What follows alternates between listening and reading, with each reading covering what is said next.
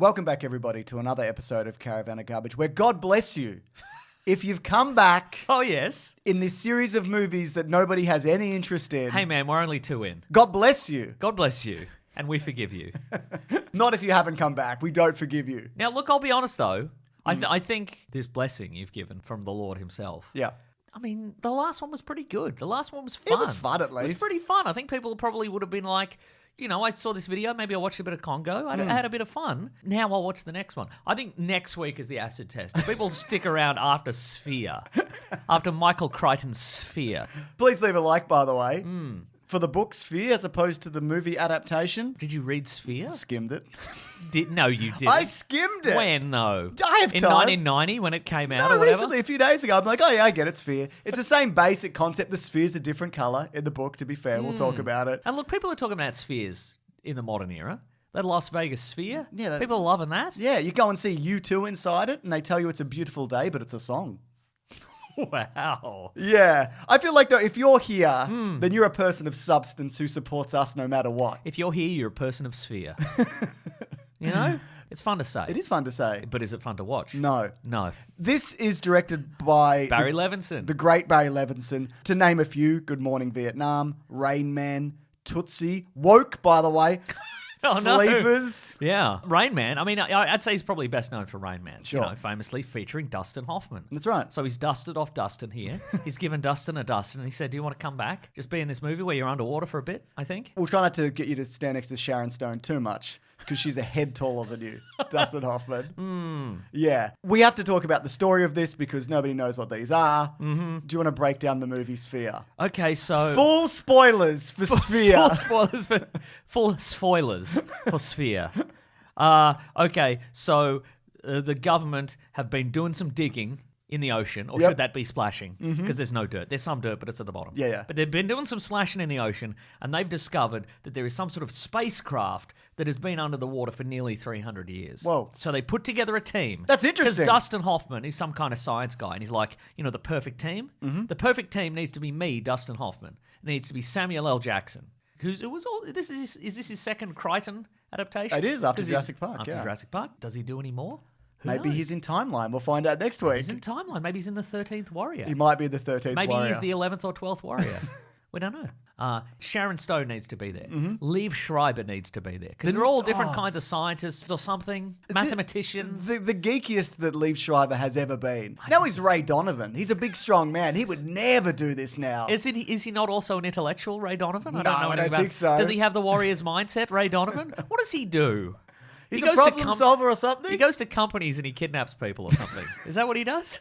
He kidnaps the HR guy. and That's he's a like, job? Stop it. Stop it. All right?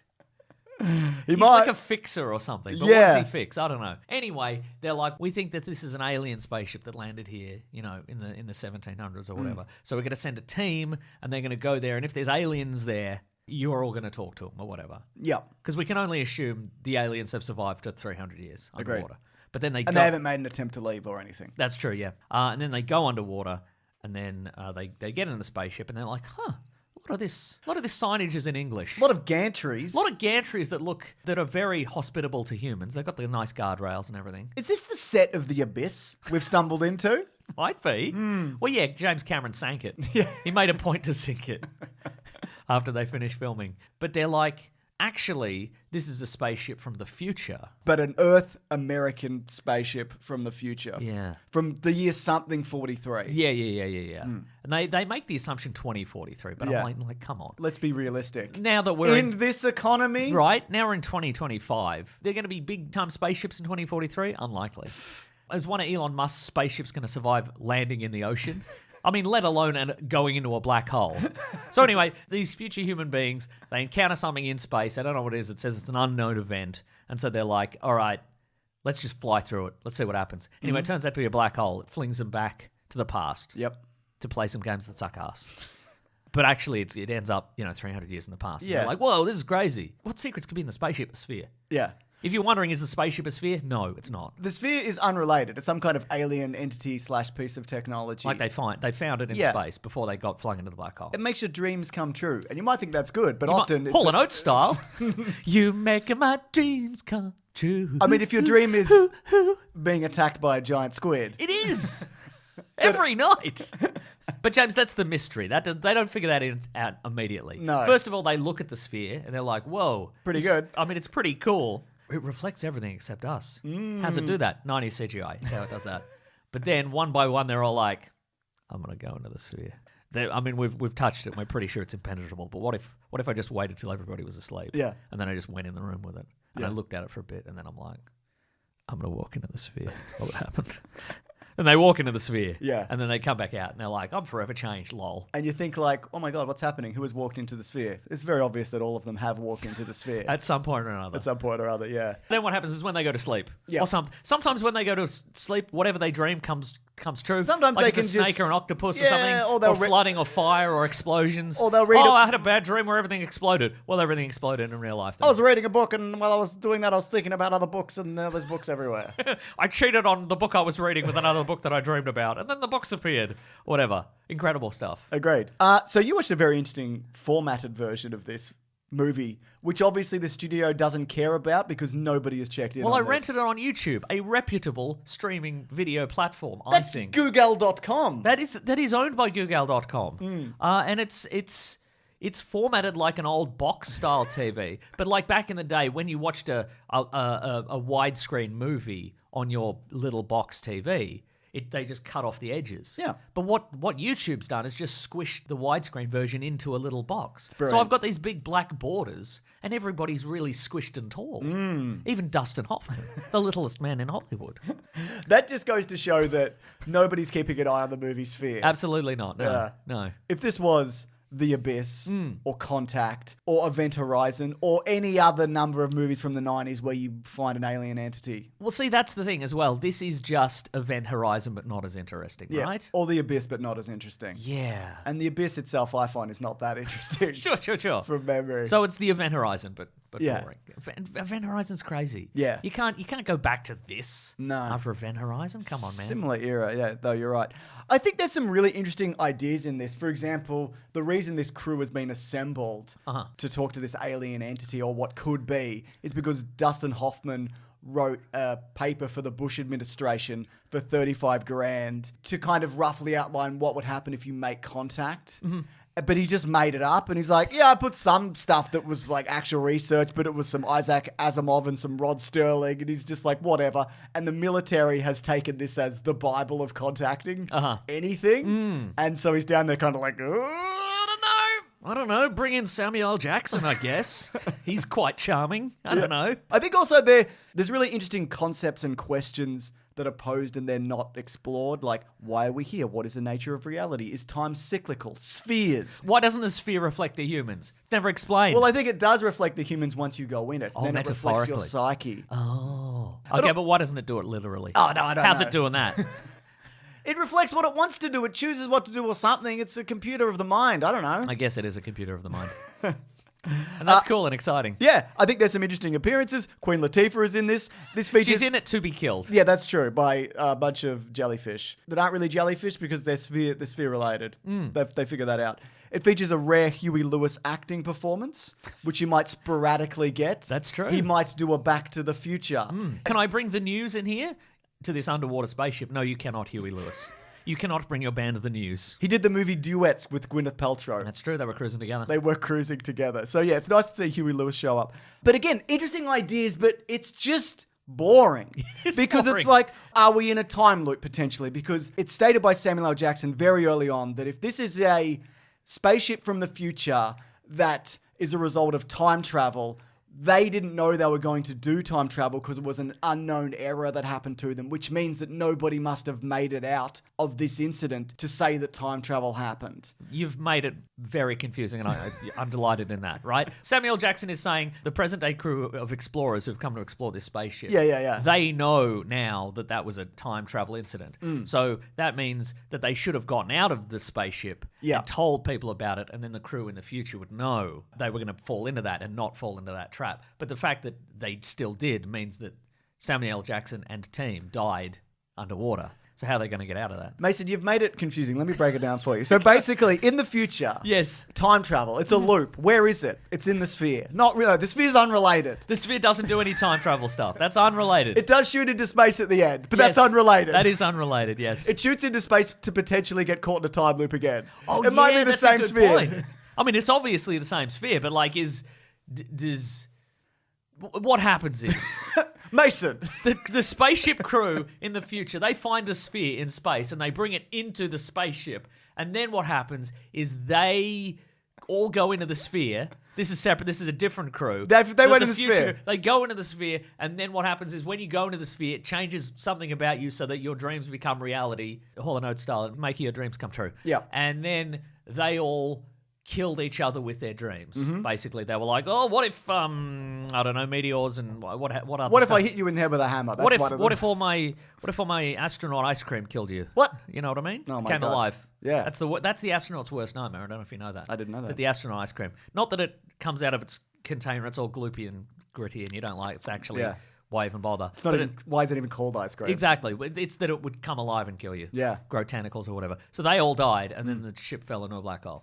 Crazy stuff. Where were we going with this? And then the sphere goes back into space, and then it survives for Whatever amount of time, and then it does it again. till Get a 2043. job, Sphere. Yeah, right. What are you doing? Yeah. God, pay rent. Start paying rent to the sphere. Start showing stuff on the outside here, like the real sphere, the good sphere in Vegas. God damn. I think, yeah, again, I keep coming back to this, but there's so many interesting questions posed. Like, before they go into the ship, Samuel L. Jackson says, it could be aliens and it might just kill us. And Dustin Hoffman's like, well, why would it kill us? Why would it wait for us to do that? And he's like, well, maybe it's like an infinite life form where it has no concept of life or death. That's meaningless. So killing something is like so far out of its scope of understanding. And I'm like, that's interesting. But And then they go into the spaceship and there's just gantries. You're right. Yeah. Gantries and vending machines and so forth. You know why I think it is this kind of twisty, meandering kind of story? Is because apparently a lot of this was also improv'd. And I don't think... Oh, no. That's the... No. You shouldn't improv a time travel story. We just tried to do it! It didn't work. I mean, comedically, it was gold. Or champagne, like a sphere. That's so true. Well, speaking of, the sphere in this is a champagne colour, but in the book it's chrome. Okay. But when they were testing it, and it took them 9 months to figure this out, when you have a chrome ball reflecting a dark room, the ball is basically invisible. Right, okay. So they eventually landed on this kind of... You can't do chrome on screen. They learned that in RoboCop in 1980 whatever. Yeah, exactly. So I would say probably the improv stuff would have been because some of the characters have history with each other. Oh, yeah. Like Sharon Stone's character had a drug problem and was mean to Dustin Hoffman back in the day, and they're like, but- you shouldn't have been mean. No, wasn't it also that they had a relationship but he was married, but also she was like his patient? That's true. And then she realized she was a foot taller than him, and she had to break it off. Yeah. And he's like, height's not everything. I hope you get on drugs. I'm going to put you on my spaceship list. Hope you get sucked up into a spaceship. Hope you get crushed by a bunch of books with empty pages. I hope that's what happens. I think if you're doing a sci-fi narrative, yeah, it has to be tight. You kind of got to get that stuff down pat, you know? So the filming of this is kind of interesting. It was shot in... Kind of interesting. Kind of interesting. It was shot in the dark.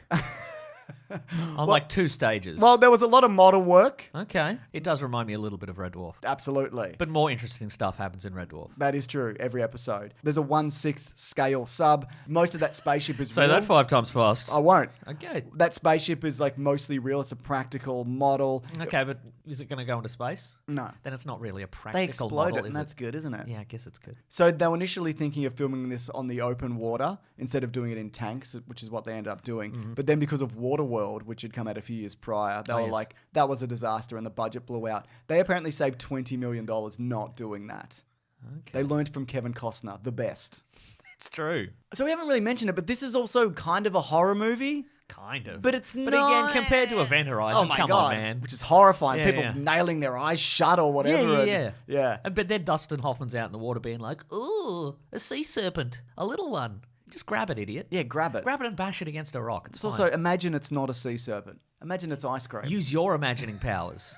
You should have just used your imagining powers against He it. didn't know he had imagining powers until the end. Yeah, because he didn't remember that he went into the sphere. Yeah, but the horrors aren't that horrible. There's a giant squid, and I'm like, oh, wouldn't that be interesting? Well, I guess if you saw it, which you don't. Right. You see it on the radar, and they're like, that's the biggest squid that's ever happened. But here's the thing, James. They saved $20 million on not filming on open water. They are going to be goddamned if they're going to spend that $20 million on anything else. They're going to finish this movie, and at the end, they're going to be $20 million in the black. You know what I mean? Then they get to keep it. Yeah, I guess that's true. I think it's fairly well budgeted, and it looks good for how much they put into it. It was $50 million. We'll talk more about what it made in a bit. But, I was going to say, where was I going with that? I can't remember. For people watching, James just lost his train of thought. While talking about this movie, and he just sometimes, well, a lot of the time, you get it back. You know, we edit out the dead space. This isn't coming back. No, it's not coming back. I'm going into my brain. It's not there. And it's like it was never there. Right? You were like, here's an interesting fact about the movie Sphere, and then you just blacked out. His head cracked onto the table. I don't know, man. I just would have liked to have seen a giant squid. I would have liked to see anything. I sent a text to you at one point, and it said, I've got an hour left of Sphere. Boy, it sure would be nice if something happens in an hour. And honestly, I'm not sure if I meant in the movie or just in my life. Like maybe if the roof collapsed in my house, that'd be something, wouldn't it? You know? I could call emergency services. They'd come around. Yeah, I could have a chat absolutely. about, you know, what a busy night. No. Been on long? Not at all. Okay. Oh, they're asking you or you're asking them? We're both asking each other. Yeah. Okay. You're like, stay, watch the movie Sphere with me? They're like, oh, I don't think so, not mate. again. If in fact I have watched it. No.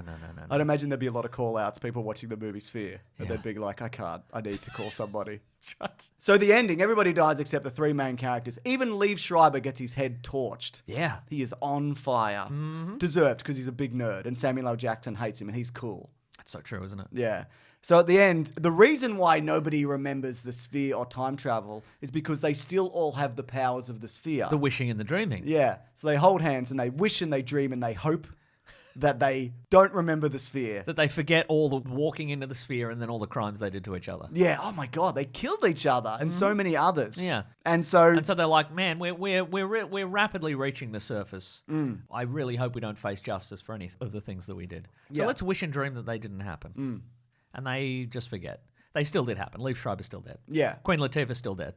Yeah. Can you bring people back from the dead using the sphere? I don't know. I mean, if you can magic a giant squid, why can't you magic a person back? These are questions we can only ask Michael Crichton. Or the sphere, both of which are gone. That's true. R.I.P. the sphere. And Michael Crichton, Yeah. Well, at least at the end. very tall. There's a fun fact Yeah, about he Michael is, isn't Crichton. he? He's giant. Well, at least at the end, though. He's not giant. He's That would giant. be interesting. He's pretty tall. That'd be too interesting a fact for this video. I heard he was Snoke-sized, but the hologram, not the man. Wow, that's Yeah. big. That's big. That's big. Yeah. Well, at least at the end, he told Sharon Stone that he fucked up. He's like, hey, man, I shouldn't have done that. That was crook of me, actually. And you're right to break up with me when we eventually both stood up. Now let's erase this apology forever with wishing and dreaming. Yeah, but I think, again, there's better 90s/80s movies about looking at an alien life form. There's Contact, Event Horizon, Independence Day, The Abyss, Alien. Alien, Independence Day Resurgence. These are all Sure. better movies about looking at a ball or something. The Predator. No, not that Doesn't one. it have a ball in it? The Shane Black one. Yeah. I Doesn't it don't have a big remember. ball in it? don't At the know. end, there's a Predator suit in the big ball or Oh, something? yeah, I don't know. I reckon that came out of a big ball. I think we're looking at those this year. I don't want to. Well, you have to. no. There's at least 5. What if we There's wished more. and dreamed? Because I haven't mentioned this up until this point, but the sphere from Sphere is in this room right now. It just appeared. If we really want to, we could wish and dream and not have to do. Well, can I wish and dream that I can see myself in the sphere, or can it not do that? I can't do that. Okay, No, great. it's- Well, that's all I wanted. Anyways, it's time for Spheria. This is the trivia section of the show where I say, hey, Sphere the movie, here's some trivia Hey, about Sphere it. fans. Yeah. All none of you. Hey, there's fans out there. Due to budgetary concerns, pre-production on this stopped in October of 1996, and the script was revised, apparently. And in the interim, Barry Levinson directed Wag the Dog, also with Dustin Hoffman. Well, there There you you go. go, better movie. It is a better movie. And Samuel L. Jackson would work on this film during the week, and then work on Jackie Brown, apparently, on the weekends. That's a better movie. better movie, mate. It's a much better movie. It might be Tarantino's best IMHO. Whoa! That's right. Here's something that's going to blow your mind. Joseph Hahn, the DJ in the rock band Linkin Park, designed the sea snake through concept art. Well, there you go. Crawling in my skin, these snakes, they Again, my shorts. And those are big shorts, so that snake could be anywhere. In any number of the cargo pockets. I don't know whether this is true. I found this piece on IMDb Trivia, which is mostly lies. Barry Levinson toyed with the idea of having Queen Latifah and Huey Lewis record a duet for the end credits. Oh my God, retelling the events of the film? It's hip to be Sphere. Incredible. There's still time. Or AI could do it. Yeah, potentially, sure. Huey Lewis has an inner ear condition now. He can't. He doesn't sing anymore. Semi-retired. Oh, I didn't know that. Yeah. That sucks. I like Huey Lewis. Anyways, you're not going to believe this, but reviews for this were bad. I can believe that, actually. Yeah. Here's what some people said. Ordinary. Devoid of suspense. Did someone say turgid? I'm not probably. 100% sure what that term means, but it seems appropriate. We're technically reviewers. What a turgid experience. That's right. An A-level cast working with B-grade material. That is probably true. Dustin Hoffman also, he was disappointed with the film, feeling that it could have done with more time just to flesh out the ideas of Sphere. And I don't disagree. Then it would be longer, wouldn't it? Yeah, I guess so. But this did lead to a better Barry Levinson film because one EW review said this, and this is pretty fucking ordinary. Okay, I can't wait. The empathetic Jewish psychologist. This is about Dustin Hoffman's character. Okay, so he's not officially Jewish. He's only Hoffman, who arrives at the floating habitat and immediately announces, nodgy and mensch-like, I'd like to call my family. You do the math. So that was a criticism of this movie. A character who's not named specifically to be Jewish is, but not Jewish enough? No, I don't think so. understand. I think he was saying it's some kind of cliche. Oh. Yeah. I mean, he does a lot of muttering, but I don't think that's a Jewish thing. I think that's a Dustin Hoffman thing. That's a Dustin Hoffman thing. But this led Barry Levinson to make Liberty Heights, as he wanted to make a movie that reflected his experiences growing up Jewish in Baltimore, which examined race, religion, and segregation. It was basically like, what the fuck does Dustin Hoffman being Jewish have to do with the movie Sphere? Nothing, I would argue. Oh. And so he made that movie, which I think that's good. It's good to make a better thing when you did a bad thing. Oh, by the way, sorry, the budget wasn't $50 million. The budget was $80 million. Oh, that's too much. Wow. And the box office return for this was 73.4. Big bomb. But there's a few reasons why. 1, it was bad. 2, it opened on the same day as The Wedding Singer. 3, Titanic opened in December of 1997. Sphere opened February 4th, Valentine's Day, for those who observe it. And Titanic was still just in cinemas. ran for a year. Yeah, right. Yeah. Or you could buy the VHS. That's right. You could... Two VHSs? Probably. The DVD you had to flip over? Oh, my Because it God. ran out of room on one side? Imagine running out of room. Anyways, the movie Sphere. I think this is the final word on it. We got it covered. This is the definitive word. I think they should add this to the 4K or the Blu-ray. This is an extra feature. All squished up as All well. squished up. The all squished up edition. I also had to play it at volume 100 on my TV. That is how low the volume was on this. Yeah. I don't disagree, Mason. Why would you release it in this state? I didn't. Yeah. All right, it was me. Come on, man. Anyways, if you like these videos, guess what? You have to come back next week because we're doing the final of the Michael Crichton adaptation movies. Oh, we're only doing 3. We could do more, I guess. I don't want to do more than 3. I don't want to do 2. I like Congo. Congo was fun. Well, then shut up about it. Maybe you shut up. All right, I will. What's next week? Timeline. Oh. That's a movie that might not even exist. That's another time one. It is a time one. Well, the clue is it's got time in the name. Correct. Unless it's about lines. Might be. That sounds boring. I agree. I'm going to try and read that before we do it. No, come on, man. Let's be realistic. Sometimes I come through. Sometimes I do, don't I? That's true. Sometimes I do. That's true. Sometimes I'll elaborately puppet a goat for no reason. That's true. Is that this video? No, that was a previous one. Oh, okay, right. Here it is again. That's right. That cost me $9,000. Anyways, if you do want to see that early, you can actually support us by going to bigsandwich.co. It's like our private Patreon. Not only are there early videos, we do video game Let's Plays. We recently looked at an incredible Jurassic Park arcade games. Oh, hell yeah. There's a bunch of other ones there. We also do movie commentaries. We do bonus podcasts. We also have a podcast called The Weekly Planet where we talk movies and comics and TV shows. That goes out early there on Sunday, but also you can listen to it on YouTube. It's got its own channel. On Spotify, it's got its own Spotify. On Apple, it's Apple. Got its own apples. It's got its own apples. It's a bit of fun, isn't it? It's a bit of fun. We talk the news of the week and then a movie, etc. All right. Thank you so much to Ben for the edit. Thank you, Ben. Thank you so much to Lawrence for the edit. Thank you, Lawrence. Thank you so much to Ben and Lawrence for the edit. Thank you, Ben and Lawrence. And let's all... Let's get spearing. All right.